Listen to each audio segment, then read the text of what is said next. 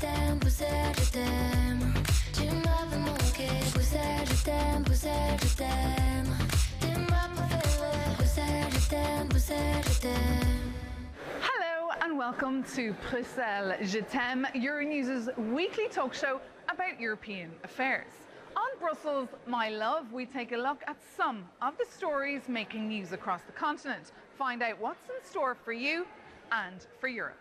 My name is Maeve McMahon, and this week we have some disappointing news for you.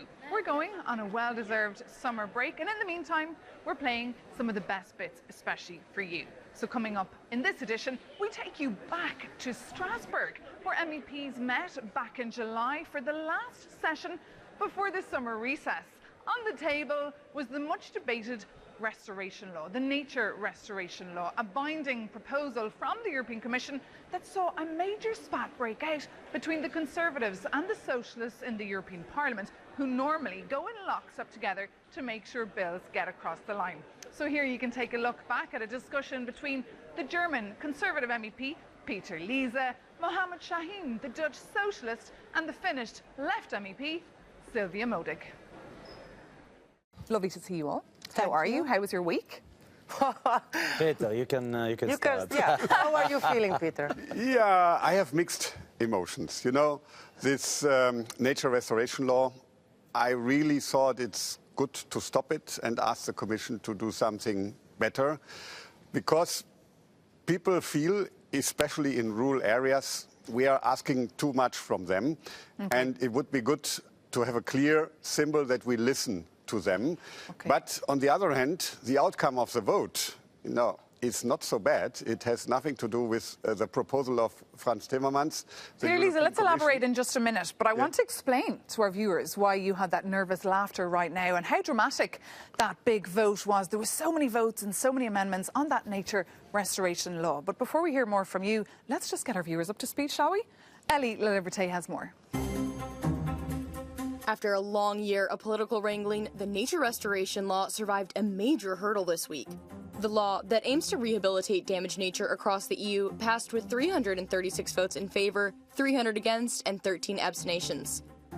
The right-wing party had long opposed the law, claiming it's unrealistic. They say stakes are high for farmers, who would lose land, and industry, which fears economic shock.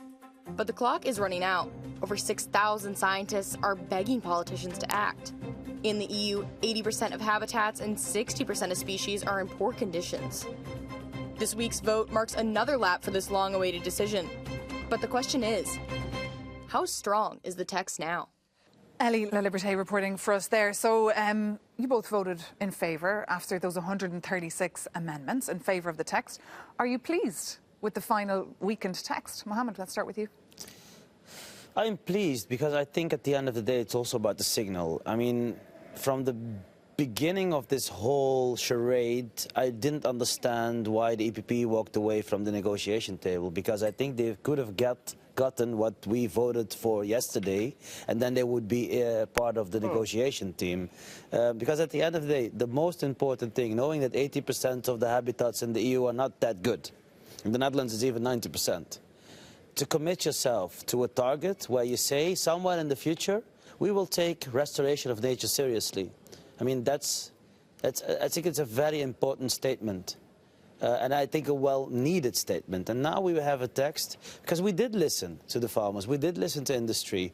Already, I mean, many of those, I think, fair comments were included in the compromises. And what I think is really cynical, I was listening to some colleagues of Peter Liese, were saying on camera that they even liked the text, and then they still voted against. That's Peter Liese just said that as well earlier in the programme. But before you elaborate on that, Peter Liese, let's just hear from the left. I am pleased that we got the text out, because the other option would have been that EPP would have succeeded in rejecting the whole law, which is a necessity for us if we want to achieve the Green Deal, because this is one of the foundations of the Green Deal. You cannot build a house without building a foundation for it. So that's how important this law is. So I'm very happy that the rejection failed, and we have a text which we will try to improve in the trialogues. But the text became a lot weaker significantly a lot weaker. The biggest problems there I see is that agriculture and peatlands are out from the Parliament's position. And this is extremely important. If we look at the peatlands, that's 3% of our agricultural land in Europe, but 25% of the emissions of our agriculture. So come on, it's common sense to try to tackle those parts where we can get the most for the less investment. So I'm very disappointed at that. But I have no clue on what the EPP position is, because they did not want to negotiate. They went out from the negotiations. Then they say afterwards that we wanted rejection all along. So you were not negotiating in good faith. You just wasted everybody's time. We don't have Manfred Weber, your leader, around the table, but we have you, so we're delighted to have you. There was 21 rebels, I think, as well in your group that voted against the political line. You stuck with the line of the group and you voted against, but yet on our programme here today you're saying that actually it was so weak you might have voted another way? No, I think it's very important, really, also for the audience. I have never in my many years here in Parliament experienced such a difference between the perception at home in my constituency, I come from a rural area, and the perception in the Brussels bubble. You know, in Brussels, 90% of the people think this is a good thing, it sounds good, and we need to do it. At home, 90% of my people, not only farmers, mayors, forest owners, people that have hydropower, they say, what are you doing here? You know, 80% of our nature is in bad circumstances. When I go with people in my constituency, they don't see this. And it's also a very shaky definition. What is a good circumstance and what is not? So I think we have a problem here. We have a problem with different perception. And we have, in fact, the problem that people rightly say, you are doing so much, you are asking so much from us, but you don't give us support. You know, but it's interesting because we saw mayors from Eurocities were in favour of it. We saw as well 6,000 scientists were writing in favour, and we also saw big companies like Nestle. Do you know why the perception is so different? Do you know why the perception is so different? Because EPP has been spreading disinformation. No. You have been going against science. You say that this is a threat for our food security, when all the scientists say that the nature... Sylvia, all of the scientists...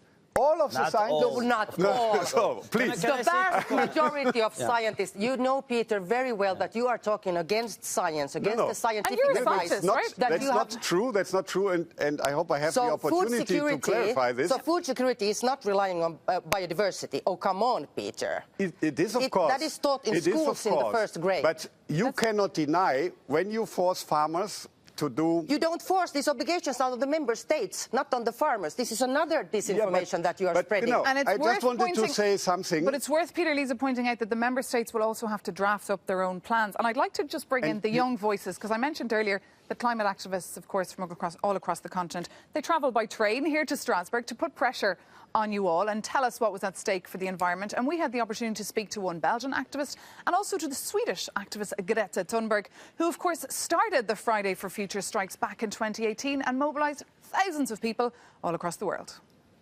One of our slogans is no nature, no future. And I think that tells it all pretty much. Like, all of our climate, all of our environmental ambition are not going to be achievable if we don't have a nature restoration law. But it's beyond that. It's actually food security that's at stake as well. It's Europe's resilience to massive climate events. And it's also farmers' livelihoods at the end of the day. So it affects us all. They keep asking for postponement for every environmental regulation. Let's do it later. Let's do it later. We have time. Clearly, the weather here today shows that we don't have time. We need to act now, but they're not willing to listen. Our message to the politicians is to choose nature and choose people over profit and greed. If we don't protect nature, if we don't protect people, is that countless of people are going to lose their lives and livelihoods, and it's the natural world that is at stake. Greta Thunberg there. She was also in the plenary as the vote came out, and she was a little bit disappointed, she said, because it was weakened. And you had the opportunity as well to speak with these activists. How did that go?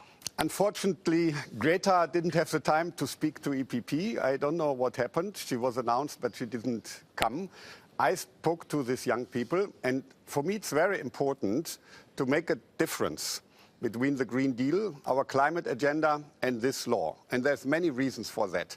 You know, to have renewable energy, to have hydropower, to have also hydrogen, we need space. And sometimes you have to decide. If we want to be industrialized. And I want us to be industrialized also in the future, because only then we are a good example.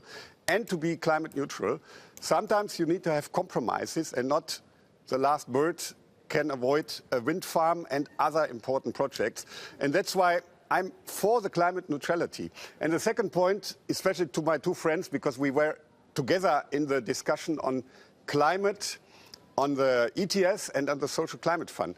The ETS only gets such a big majority in the parliament because we also gave the money for the poor. Here we asked people to do something, but no answer where does the money come from to do all this. But there will be money allocated. The EPP amendments say that there should not be able to use agricultural funds. The CAP money will not be used. You have made yourself amendments which restrict using I have of other funds ideas. for this. I have other ideas. That's so and your contradictory, group is Peter. against This is where crazy. the money should come from. Mohammed.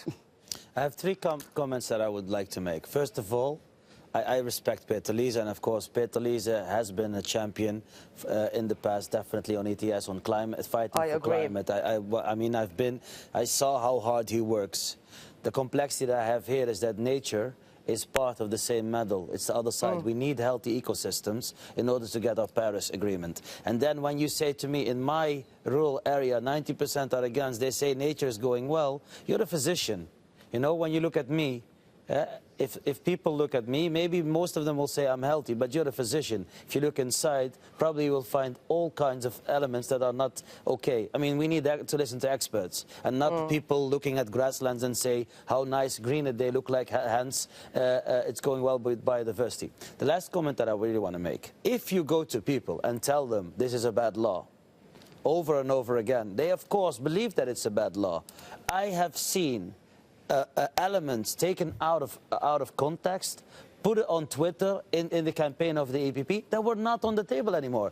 We've listened to farmers. The 10% landscaping of agricultural land was already deleted in the compromises in Envy. And still EPP was saying, we are going to take away your land. I mean, this is not something I would want to have. And Mohammed, you were very brave. I saw you this week. Did you get up on stage and speak in front of the farmers? Yeah, why not? I mean, in front of hundreds of angry farmers. And I speak to the activists, he speaks to the farmers. Yeah, and I think they were booing you, seriously booing you. I think they were booing me at the end because I said nature restoration law, yes, nature restoration, yes. But before that, I was saying, making some elements. I think people were really thinking, like, is he now for us or against us? I'm for farmers. We need more farmers in the EU. Let's bring in a farmer, because we had the opportunity. We were also there among the crowds chatting to the farmers, and we spoke to one. He's a Danish man. Yeah. He's not just a farmer, he's also an MEP, and he despises this law. He tells us why. I know a lot about nature. I know a lot of biodiversity because I live in that. And the proposal from the Commission, it's totally crazy because it will bring us back to 1952. It's the first time in the history where Parliament has been so divided in two blocks. So we must find a new road to nature restoration and biodiversity. I know what's happened on my ground. I know what's happened in my field. I know what's happening in my wetlands I have made. I know what's happened in my new forest. Came out and look. Asger Christensen there, a Danish MEP, inviting us all, and activists as well who were on the other side protesting, to visit his farm. He made just a mistake there, which is not in the law. The law does not take us back 60, 70 years. If you have read the law, you know that it says that documented losses within the 70 years.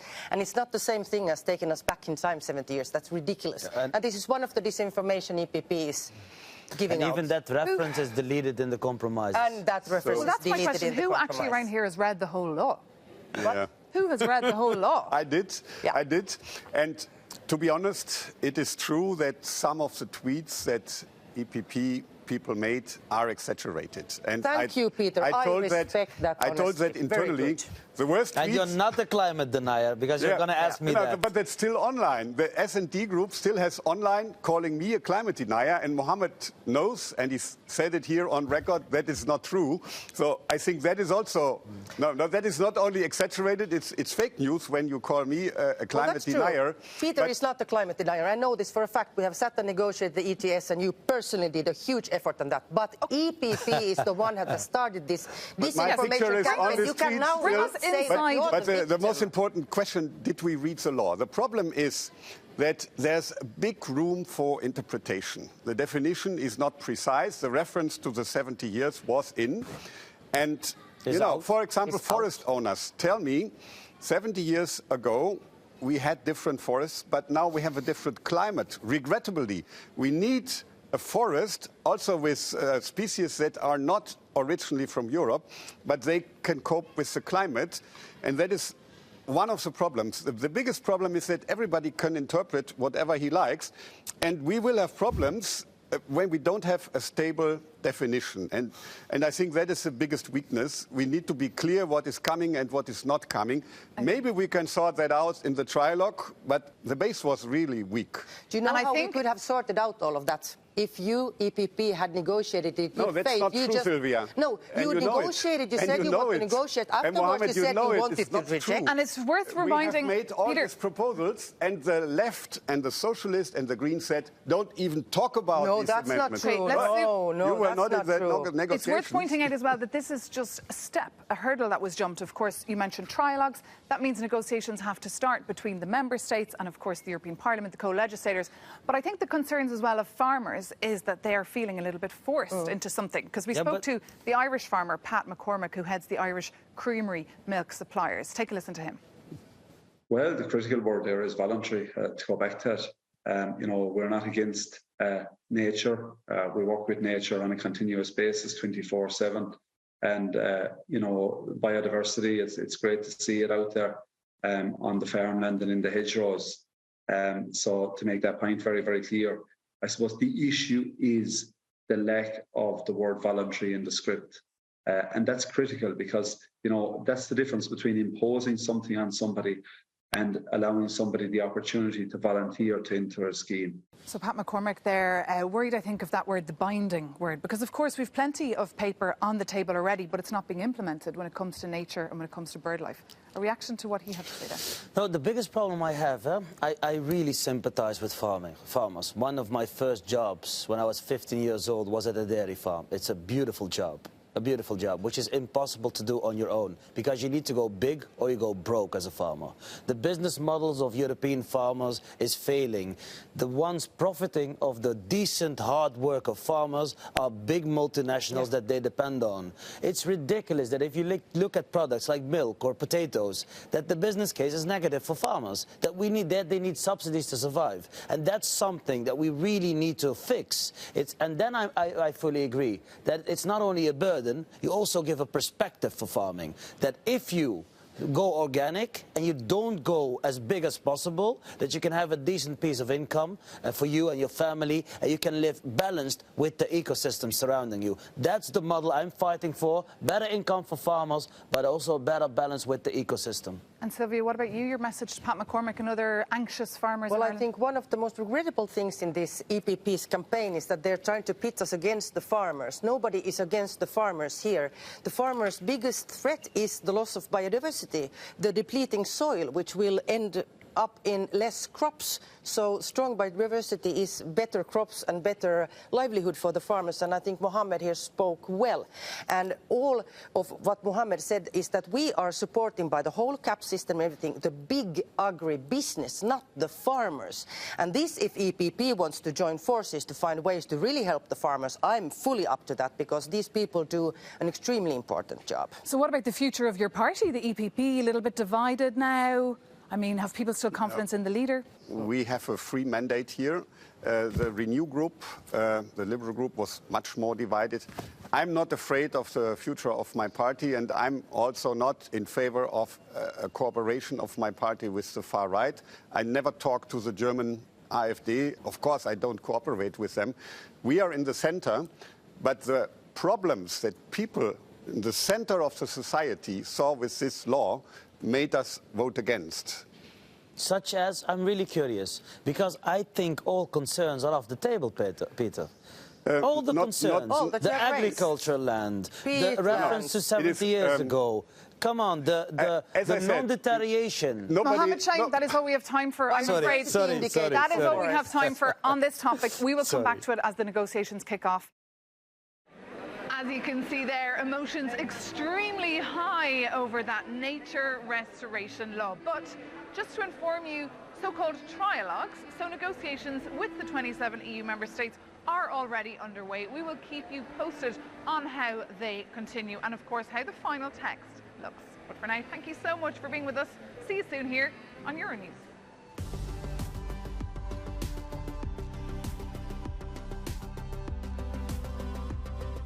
Welcome back to Brussels, my love, Euronews' weekly show about European affairs.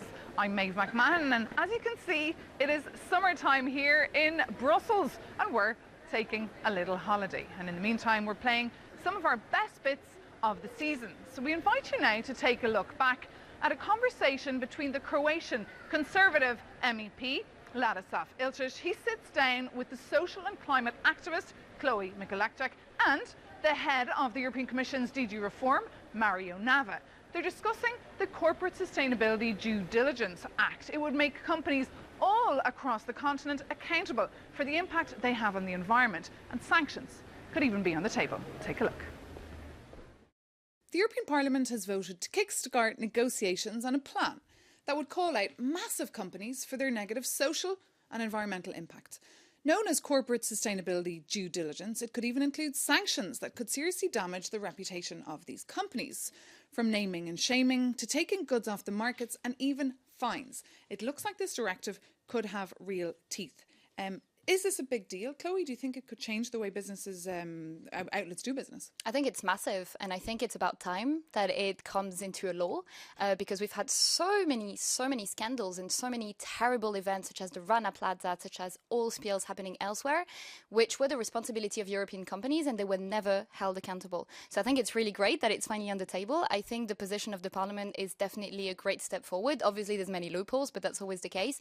And I really hope that in the negotiations between the Commission, the Council and the Parliament, we're going to have what was put forward conserved, but also something are going to be strengthened. I just want to give a quick example. The inclusion of climate, for instance, in this law was great, but it's only going to be applicable to the majority of companies by 2028, which is too late for the EU's climate commitment. How did you vote on that directive? Of course, against. So I used to live in Yugoslavia. And during communist time, they also wanted to impose some of their values, like equality, brotherhood, and so. And they imposed that to all market and to all firms, and just firms who were in line with these values could prosper. At the end, Yugoslav economy bankrupt, and that is what is going to happen if European Union continuously will go in this direction of socialism, of imposing some values to the economy. So we have over-regulation first. Then this approach decreases the importance of consumers. For example, I think that, for example, stores shouldn't work on Sundays.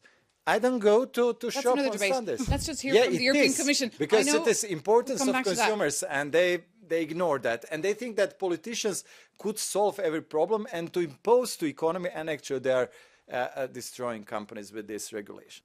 I think there are a number of areas where we have the environment in mind. I mean, let's mention, for example, the ESG area, the environmental, social and governance. Let's mention the area of the green budgeting. Let's mention the general principle that we have had in the RRF of the do no significant harm. So I think the general environmental tension and leadership of Europe is not under discussion. What we are discussing here is, however, to be able to keep that in front of difficulties. Let me make a very clear example. COVID and the war have shown that our supply side is fragile. The COVID broke up the supply side, and then the war also put the supply side in danger. So circular economy can become very useful in order to restore the supply side. And I think it's the link between those issues. And in fact, we did want to ask certain companies who would be impacted by this, but they did not have anyone available. But Oxfam were available to speak to us. We can listen to them now. This piece of legislation is really very important. This law is about making business accountable for what's happening in their supply chain. What's on the table is a necessary first step to tackle the very serious violations of human rights that are happening where people produce our food, where people make our clothes. We think that what was adopted last week is far from perfect. Too many companies are left out. What's been adopted is wishy-washy on finance. So for a number of reasons, we are worried. But it's a good starting point, and this process needs to go forward as soon as possible. So good, Chloe? Yeah, but I mean, the truth is the market doesn't regulate itself. We've seen it over and over again. We've seen a lot of voluntary measures, a lot of voluntary commitments from companies, from banks, etc. And we're in the situation that we're in, which is a climate crisis, an environmental crisis. Human rights abuses are still happening, as was said in your interview. So I think it's sort of insane that we have politicians that tell us that we need to put the economy above human rights, and that it's bad that we actually want to hold companies accountable for the human rights abuses and environmental abuses that are happening in the supply chain. This should be the basis. This should have been a regulation that should have been adopted decades ago. If you come to one big firm and tell them, you know, you must have this gender equality in your board. You have to have so many women, so many homosexuals, bisexuals, so this or that or that. You know, first what you do, you ignore the criteria of quality, because every employee should improve their career just according to their quality and not just because he's homosexual or woman or whatever. So this, what they do now with this, is burdening European economy with burdens which other countries don't have, and we cannot be competitive to all others. But it's also about improving the conditions. If you take a look at garment workers, for example, the conditions they're facing in countries like Bulgaria, Romania and Croatia, in your country, of course, we were looking at the figures, and they're being paid like 418 euros, 223 euros below the poverty line. That's a threshold of family of four, and that's where EU can come in. You know, I was union representative in my work before for 17 years. You don't have to tell me about what is just, but the question is how to achieve that. Who will pay the minimum salary? Who will pay the equal salary what they want in European Mario, creation you're in government? charge of the recovery funds, the resilient funds, the reforms. Who will pay? The fact that till now the Recovery and Resilience Fund, which as you know is made by financing on the markets, because the European Union issues on the market, until now the market responded positively. It means that the overall goals that we want to achieve with the Recovery and Resilience Funds are appreciated by the market. There is no doubt on that. And negotiations on that Corporate Sustainability Due Diligence Act have already commenced with the 27 EU member states. We'll keep you posted on how they go. The hope is that they will be terminated before the European elections take place next June. Well, that's all we have for you for this edition. Thank you so much for being with us. See you soon here on Euronews.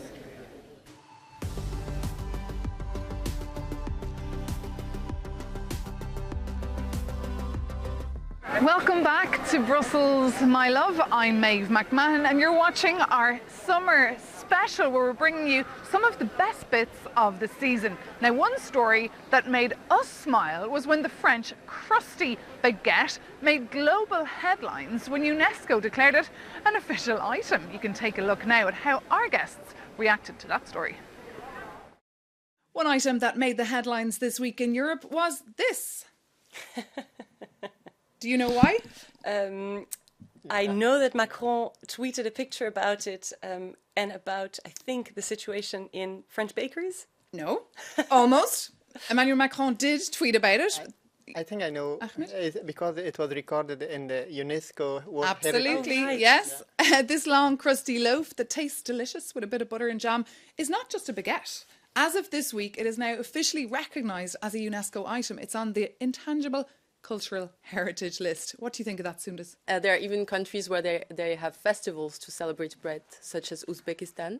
Yeah. Mm-hmm. Yes. Take a look at the UNESCO list and see all the other things that managed to get on that list. There was bell ringing in Spain, beekeeping in Slovenia, modern dance in Germany. I mean, is it a little bit funny? Iran and Afghanistan, the longest night of the night that they call it the Chela or Yalda night, that was also included similarly in the World Heritage. But I think that's good to appreciate our culture, our diversity, our heritages. Yeah, and Lara, you mentioned the Emmanuel Macron tweet. Well, absolutely, he tweeted a French child holding a baguette. It was a tweet that said 250 grams of magic and perfection in our daily lives, a French way of life. We've been fighting for years with bakers and the world of gastronomy for its recognition, and now we have gotten there. And he wasn't the only one celebrating. There was also pictures of the UNESCO delegation, French, obviously holding up the baguette, taking selfies, really celebrating this